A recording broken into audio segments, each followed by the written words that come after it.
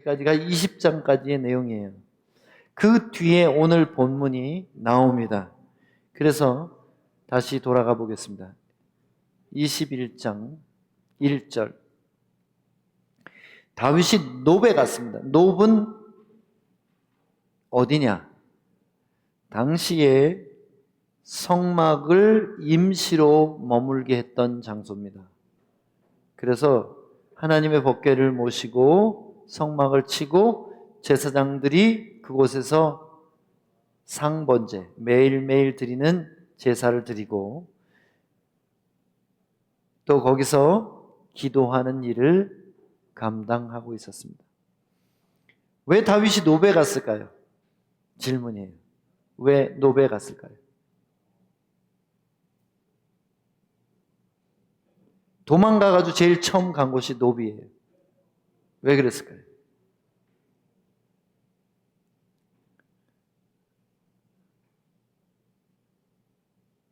아무도 모르십니까?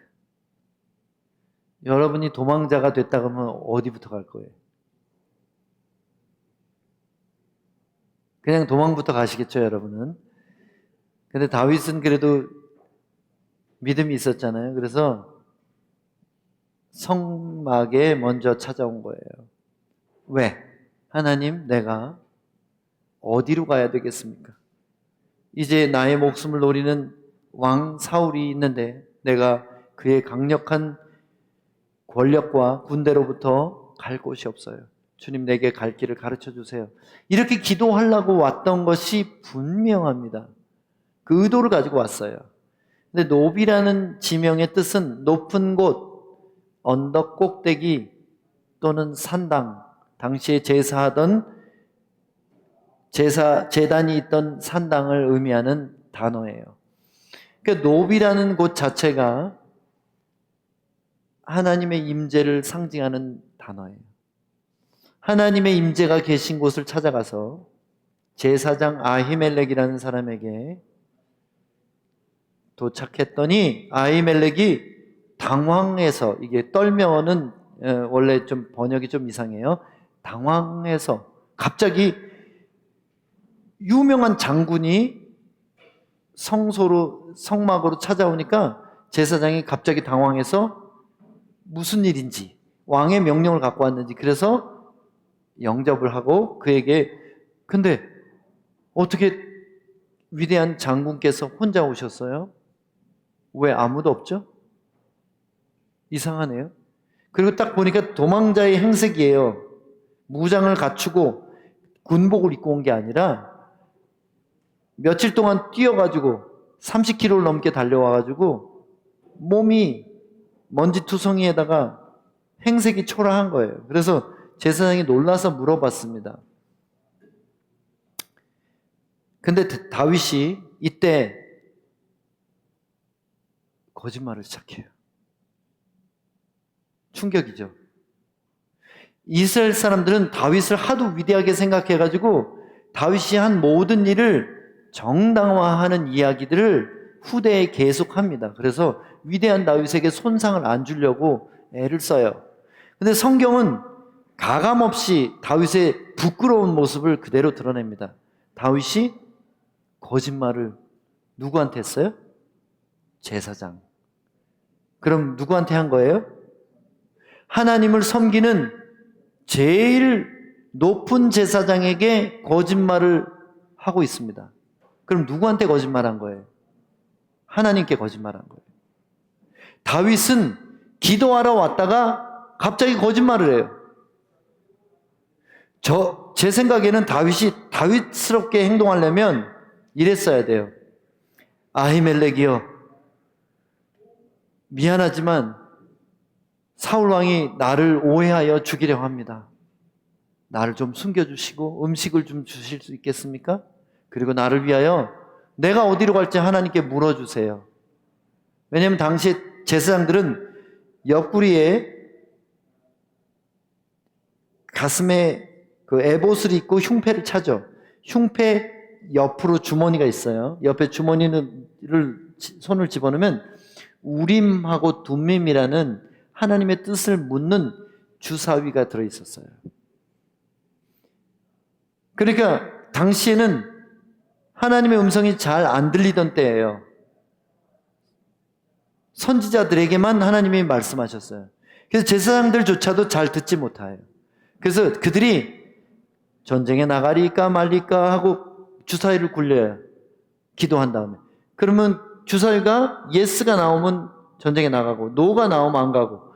그래서 그렇게 하나님의 뜻을 물을 때 사용한 주사위 그리고 제비뽑기 이것을 우림과 둠밈이라 그래요. 사실 다윗은 혼란스럽고 두려워서 사울로부터 죽을까 봐 두려워서 도망치다가 기도하러 올라간 성막에서 왜 거짓말을 갑자기 했을까요? 왜 거짓말했을까요? 혹시나 제사장이 내가 여기 있는 것을 사람을 보내서 사울에게 고발해서 내가 잡혀 죽지는 않을까? 한번 생각해 보세요. 얼마 전까지만 해도 골리앗을 죽였죠? 그리고 여러 전투에 나가서 블레셋 사람들을 수없이 많이 죽였어요. 뿐만 아니라 소수의 병력만 데리고 와서 블레셋 사람 200명의 성기 포피를 가지고 돌아왔지 않습니까? 이 사람은 진짜 하나님의 영에 감동된 용사였어요. 근데 갑자기 왜 이런 거짓말쟁이가 되죠? 한번 생각해 보세요.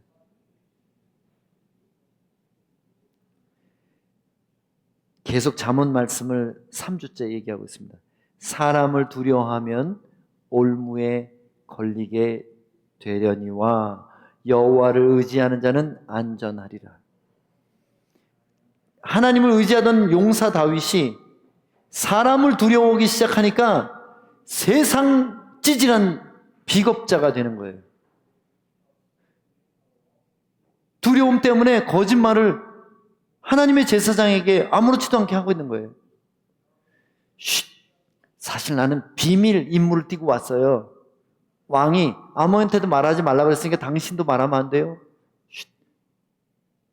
그래서 내가 나하고 접선할 병사들을 몇 명 데려오라고 이곳까지 오라고 약속했습니다. 거짓말이죠. 그리고 나서는 진짜 거지 같은 짓을 해요. 혹시 먹을 것 좀 있어요? 떡 5개 정도 줄 수 없습니까? 여러분, 근데 안식일마다 진설병에 놓았던 떡 12장을 교체합니다. 그러니까 일주일 된 떡이에요. 어떻게 되는지 아세요? 누룩을 넣지 않기 때문에 워낙 딱딱한데 그게 수분이 일주일 동안 말라가지고 돌덩어리 같은 거예요. 돌덩어리 같은 떡 5개라도 주세요. 근데 야, 이거는 제사장만 먹는 떡이야. 제사장들은 성소에서 섬길 때 자기 순차가 되면 집에 가지 않고 금욕하면서 여자를 가까이 안 하고 하나님만 섬기는데 너희들 아무나 먹었다간 죽어. 큰일 나. 내가 한번 기도해 볼게. 혹시 당신은 유명한 장군이니까 내가 이걸 주긴 주는데 여자랑 가까이 한 지 3일 지났어? 이렇게 물어본 거예요. 그랬더니 그렇다고 대답한 거예요. 내가 보통 일로 왔어도 이걸 떡을 얻어먹을 자격이 있는데 이건 왕의 비밀한 일을 하러 왔기 때문에 너는 꼭 나한테 떡을 줘야 돼. 이렇게 말하는 거예요. 자, 사람을 두려워하면 그 다음에 뭐가 두려워지냐면 자기 목숨에 대한 두려움이 생기는 거예요. 그래서 떡을 구하고 떡을 먹고 나니까 배가 좀 부르니까 뭘 구해요? 이제 무기가 필요한 거예요. 나를 지키기 위해서. 내 생명을 최소한 방어하기 위해서 무기를 달라고 하는 거예요. 근데 자기가 엘라 골짜기에서 죽였던 골리앗이 가지고 있던 사람 키만한 엄청 큰 칼이 하나님께 전리품으로 바쳐졌어요.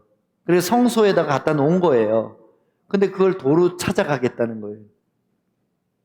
여러분, 하나님께 바친 거를 다시 가져가면 어떻게 되는지 아세요? 그 사람도 바쳐지는 거예요. 사실은 이게 죽을 죄인 거 아세요? 하나님께 헌금을 드렸다가 도로 달라고 하는 거랑 똑같은 거예요. 이 승리의 영광이 당신의 것입니다 하고 드렸던 그 무기를 나한테 도로 달라고 말하는 거예요. 다윗은 거짓말하고 하나님께 바쳐진 것을 자기가 다시 되찾음으로 해서 자기 목숨조차도 하나님께 바친 것처럼 돼버린 거예요.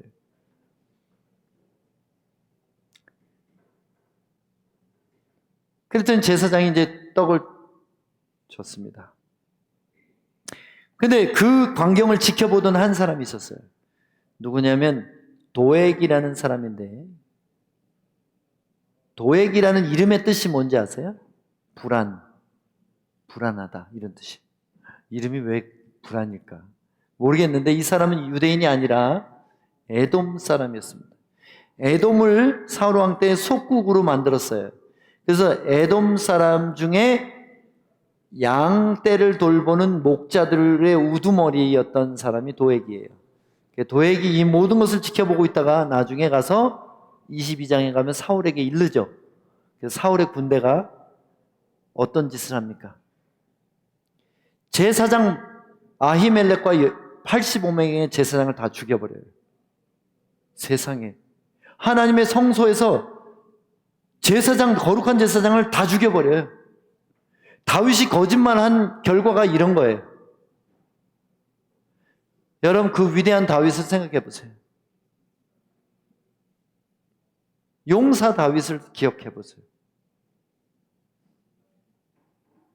그래서 여러분 알 수 있죠? 골리앗을 죽인 게 다윗이 아닌 것을. 블레셋의 수많은 군인들을 물리친 게 다윗의 전투력이 아닌 것을 여러분 아시겠죠? 믿음 있는 자는 하나님이 초자연적으로 도우셔서 골리앗을 이길 힘이 다윗이 있어서 이긴 게 아니라, 물맷돌 실력이 세계 최고라서 이긴 게 아니라 하나님이 그 이름을 의지하는 자를 도우셨던 거예요. 다윗은 용사가 아니라 거짓말쟁이, 도둑놈, 간음한 자요, 비겁자예요. 다윗 때문에 이스라엘의 제사장이 다 죽었어요.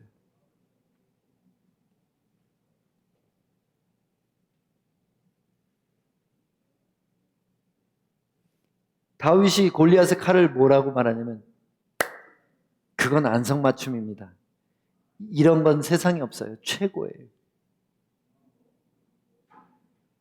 원래 골리앗 이길 때 무기로 이겼어요? 너는 칼과 창과 단창으로 내게 오거니와 나는 물맷돌로 내게 간다 이렇게 했어요? 아니죠.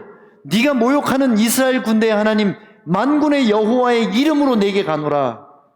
또 여호와의 구원이 칼과 창에 있지 아니함을 이 무리로 알게 하리라. 이 용사 다윗이 무기로 이긴 게 아니에요. 근데 이제 무기를 구하고 있어요. 그것도 원수의 무기를 구하고 있는 거예요.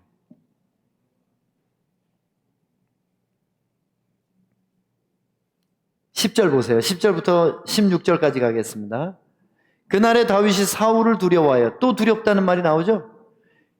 그날이 언제예요?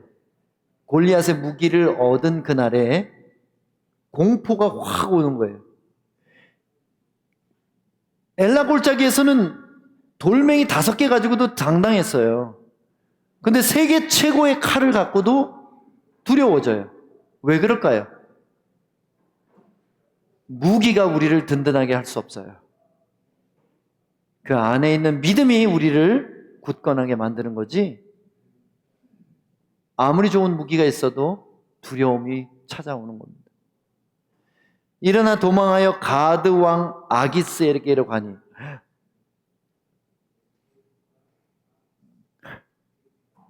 더 충격적인 짓을 하고 있어요, 다윗이. 이건 완전히 충격 중에 충격이에요. 얼마 전까지 수많은 가드 사람들을 죽였어요. 그 중에 가드 사람 골리앗을 때려 죽였잖아요. 블레셋의 5 동맹국 중에 하나인 가드, 그 중에 거인이 제일 많았던 그 나라가 가드라는 나라예요. 그때는 도시국가였으니까. 가드 왕, 골리앗의 고향으로 투항을 해요. 자기가 죽였던, 하나님을 모욕했던 그 군대에게로 살려달라고 손 들고 가는 거예요. 나는 사울왕을 미워하고 그를 공격할 테니까 나를 받아주세요. 그러는 거예요. 아기스라는 아키쉬라고 발음하는데요. 이 뜻이 뭐냐면 뱀을 길들여서 부리는 마술사라는 뜻이에요. 아키쉬. 그 이름의 뜻을 한번 생각해 보세요. 뱀을 다루는 마술사. 원수의 냄새가 풀풀 나죠. 하나님의 원수들에게로 가서 복종하는 거예요. 그에게. 사람을 두려워하면 어떻게 돼요? 목숨에 연연하게 되고 자기를 보호하고 싶어하고 그 세상의 무기를 구하게 되고 원수 발 아래 들어가는 거예요. 원수의 권위 아래. 근데 몰라볼 줄 알았지. 근데 신하들이 알아봤어요. 이는 그 땅의 왕 다윗이 아니니까. 벌써 그쪽에서는 왕으로 소문이 났어요. 싸움 제일 잘해, 다윗이. 그러니까 저 행색은 꼬저지하고 혼자 왔지만 분명히 다윗입니다. 이렇게 알아본 거예요. 무리가 춤추며 이 사람의 일을 노래하여 이르되 사울이 죽인 자는 천천히요 다윗은 만만히로다 한지 아니하였나이까 한지라. 다윗이 이 말을 그의 마음에 두고 가드왕 아기스를 이제는 어떻게 해요? 심히 두려워해요. 그냥 두려워했다고 나왔잖아요, 아까는. 근데 이게 두려움이 점점 커지는 거 아시겠어요? 사람을 두려워하면 그 두려움은 점점 커져요.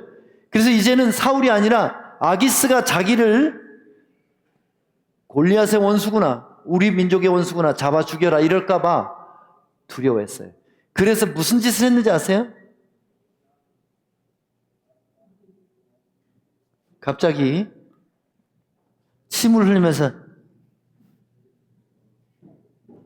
미친 채 하는 거예요. 정신이 나간 채 하는 거예요. 그들 앞에서 그의 행동을 변하여 미친 채 하고 대문짝에 그적거리는 머리를 막 문질러요.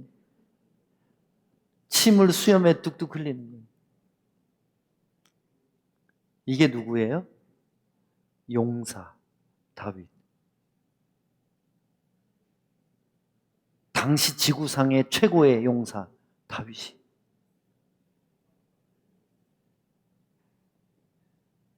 아기스가 뭐라고 하는지 아세요? 그 기적의 이름 같잖아요, 아기스.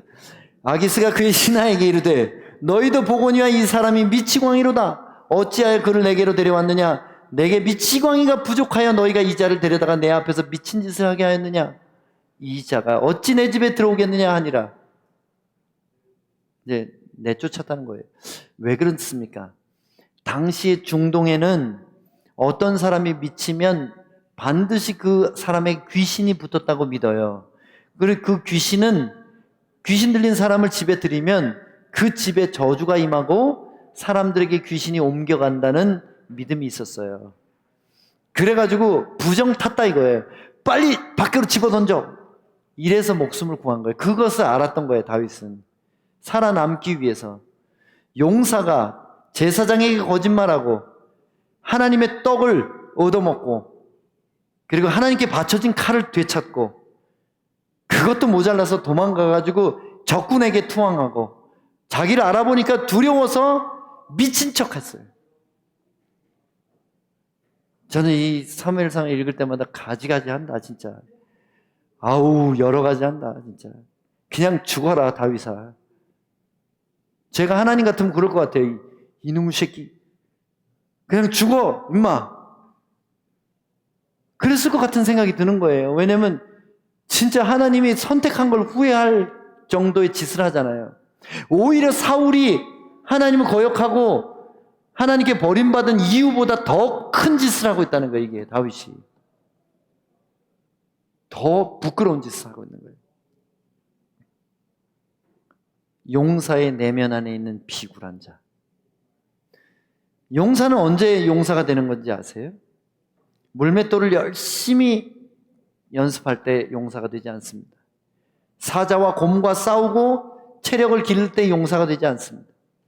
용사가 되는 것은 하나님의 성품과 언약을 믿을 때 용사가 되는 거예요. 다시 말씀드릴게요. 성도가 영적인 용사가 되는 방법은 하나님의 언약과 그의 성품을 믿을 때 용사가 되는 겁니다. 만일 근데 그 용사가 어떤 사람의 위협 때문에 하나님의 성품과 언약에 대해서 믿음이 흔들리잖아요. 그러면 밑바닥이 바로 드러나게 돼 있습니다. 사람을 두려워하면 순식간에 목숨을 구걸하는 비굴한 자로 떨어지게 돼 있습니다. 왜 하나님이 다윗을 이렇게 비참하게 만들었을까요? 이유가 있어요. 지난날에 네가 한 승리는 너의 승리가 아니라 내가 너에게 준 승리다. 너의 능력과 지혜가 전쟁에서 빛난 것이 아니라 너의 믿음에 대한 나의 도움이 너를 용사가 되게 한 것이다. 이것을 알게 하시기 위해서 사람이 겸손하려면 어떻게 돼야 되냐면 실패를 경험해야 돼요. 자기의 진짜 모습을 봐야 돼요. 어쩌면 자괴감이 들 정도로, 부끄러움이 들 정도로 고개를 들 수 없는 다윗이 된 겁니다. 그리고 얼마 지나지 않아서 자기 때문에 제사장이 다 죽어요. 성소가 피바람이 불어요. 우리도 마찬가지예요. 우리가 일평생 붙잡고 흔들리지 말아야 될 것이 있습니다. 그것은 우리를 향하신 하나님의 언약과 그분의 변함없는 성품이에요. 만일 이것에 대한 믿음이 환경 때문에, 경제적인 어려움 때문에, 사람들이 나를 오해하는 것 때문에 흔들리면 그 다음부터는 무슨 일이 일어나요? 다윗에게 있었던 이 일이 일어나게 되는 거예요. 한번 생각해 보세요. 하늘 꼭대기까지 올라갔다가 지옥까지 내려온 거하고 똑같아요. 초자연적인 용사, 모든 사람이 지구상 최고의 최강의 용사라고 칭찬했던 다윗이 지금 나락으로 떨어지는데 어디까지 떨어지는지 밑바닥도 없는 나락까지 떨어진 것입니다. 하나님을 모욕하는 원수의 군대들의 왕 아기스에게 무릎을 꿇고 고개를 숙이고 나를 받아달라고 그러다가 발각되니까 미친 채 하고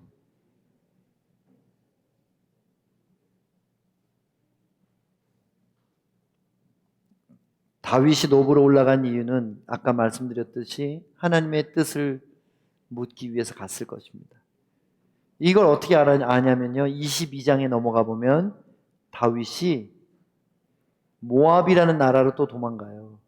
가족과 400명을 데리고. 그래가지고 거기서 뭐라고 왕에게 말하냐면 모압 왕에게 하나님이 내게 무슨 일을 하실지 알게 되기까지 내가 여기 있겠습니다. 이렇게 말해요. 그제서야 정신이 돌아온 거예요. 아, 내가 왜 노베 갔었지? 하나님께 물으려고 갔었지. 이 생각이 난 거라는 거예요.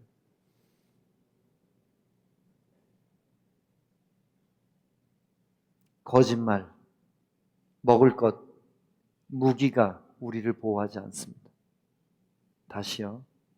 우리 인간적인 잔꾀하고 우리가 먹고 사는 것하고 우리가 우리 자신을 지킬 만한 어떤 권력을 가진 게 우리를 두렵지 않게 만들 수 없다는 것입니다.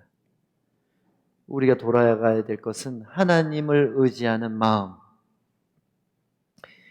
거짓말과 음식과 무기로 자신을 지키려 하자 그에게 더 큰 두려움이 왔지요.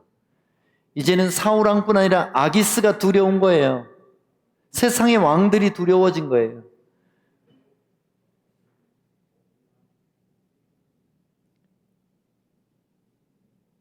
하필이면 자기가 죽인 골리앗의 도시국가 블레셋의 가드로 투항해요.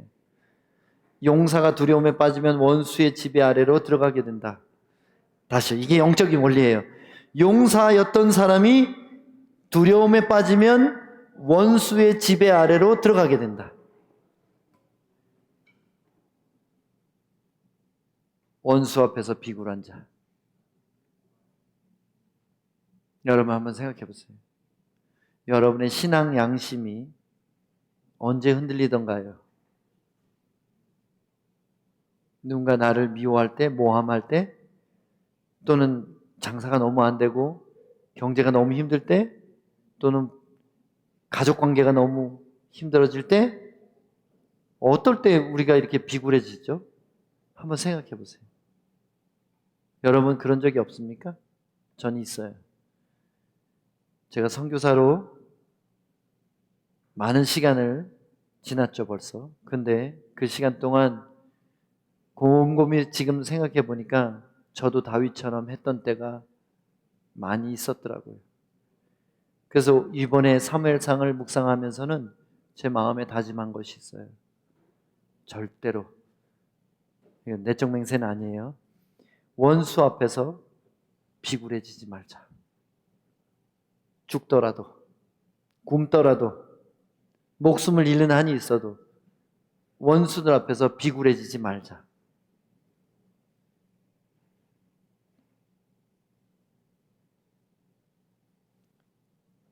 다윗은 이후에 다시 도망하여 광야에 있는 동굴로 숨습니다. 이게 사무엘상의 천재적인 기록 기법이에요. 아세요? 사무엘 선지자가 얼마나 천재인지. 이 다윗이 옮겨간 장소는 뭘 말하냐면 다윗의 심리적인 상태를 말하고 있어요. 처음에 노브로 갔어요. 하나님께 갔다가 거기서 실패하고 거짓말하고 기도 대신에 거짓말을 했어요. 그러니까 두려움이 임해서 어디 원수에게로 갔어요. 그랬다가 어디로 가요? 이제는 동굴로. 이제 22장에 아둘람이라는 동굴이 나타납니다. 아둘람이라는 동굴의 뜻은 피난처란 뜻이에요. 나무가 입구를 가려서 보이지 않는 동굴입니다. 그리고 아주 큰 동굴이에요.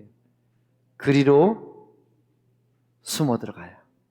이 동굴이 의미하는 바가 뭐냐면 용사가 어디까지 내려갈 수 있는가를 얘기하는 거예요. 땅까지 내려간 게 아니라 땅을 파고 들어가가지고 그 동굴은 어떻게 생겼냐면 땅 밑으로 들어가는 동굴이에요. 산에 있는 동굴이 아니라 땅 밑으로 들어가는 동굴. 이 동굴은 다윗의 심리 상태를 의미합니다. 이제는 햇빛을 보기도 부끄러운 거예요. 비굴한 다윗은 얼마나 죽고 싶었을까요? 저 같으면 진짜 죽고 싶었을 것 같아요. 더 이상 갈 곳이 없어요. 깊은 낙심의 동굴로 도망갑니다. 얼마나 스스로 수많은 생각이 스쳐 지나갔을까요? 내가 잘난 척하고 내가 골리앗을 내가 이겼는지 알았는데 그게 아니었구나. 하나님이 나를 도우시지 않으면 나는 이렇게 정말 비참한 모습으로 살아갈 수밖에 없구나.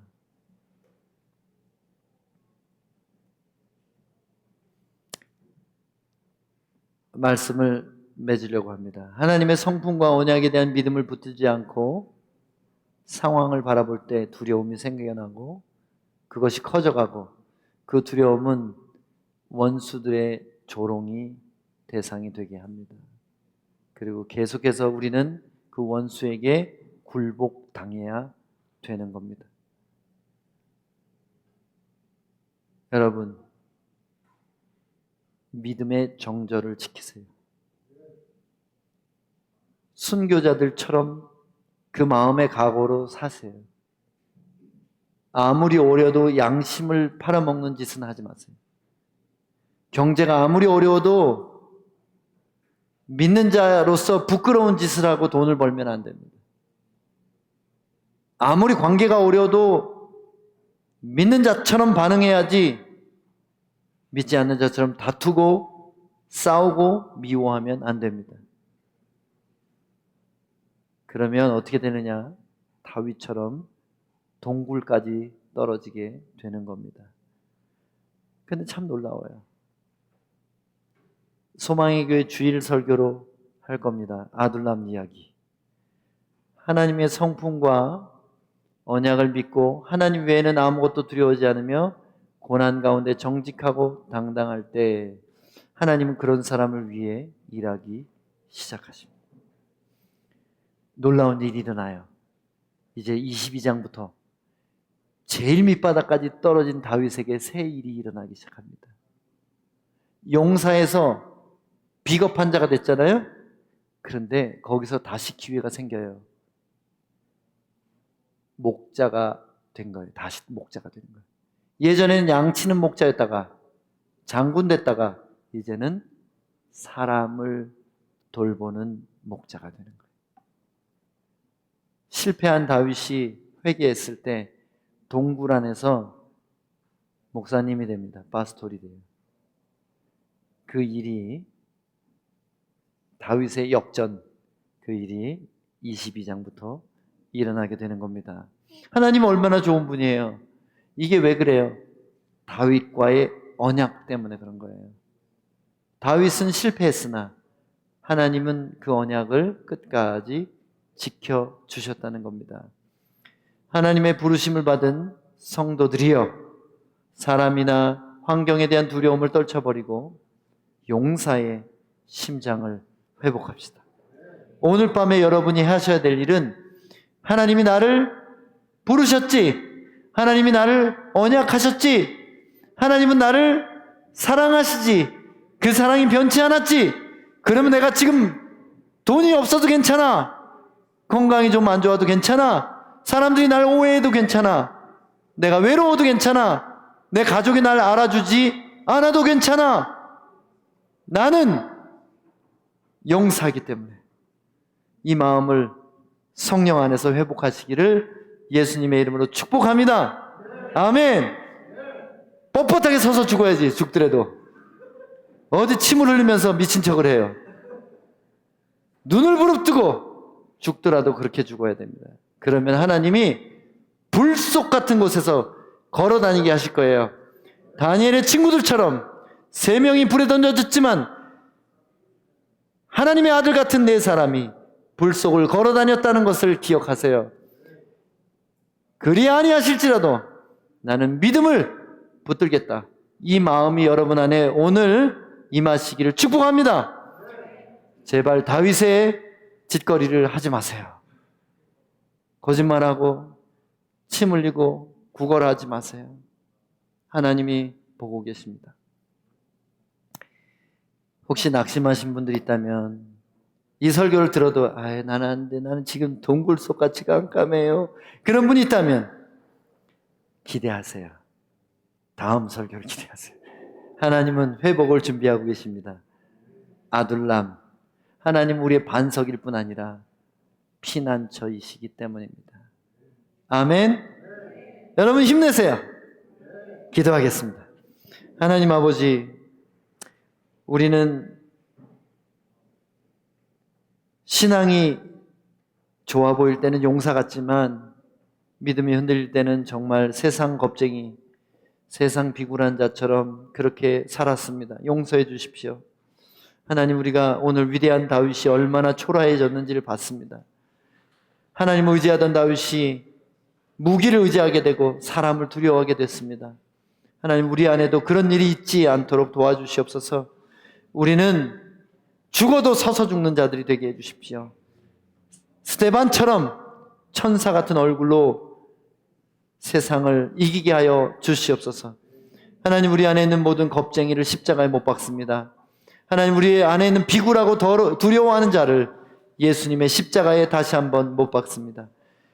우리로 다시 믿음을 회복하게 하여 주시고 용사처럼 담대하게 믿음으로 세상과 원수와 자기 자신 안에 있는 비굴한 자를 이기는 자들이 되게 하여 주시옵소서. 예수님 이름으로 기도합니다. 아멘.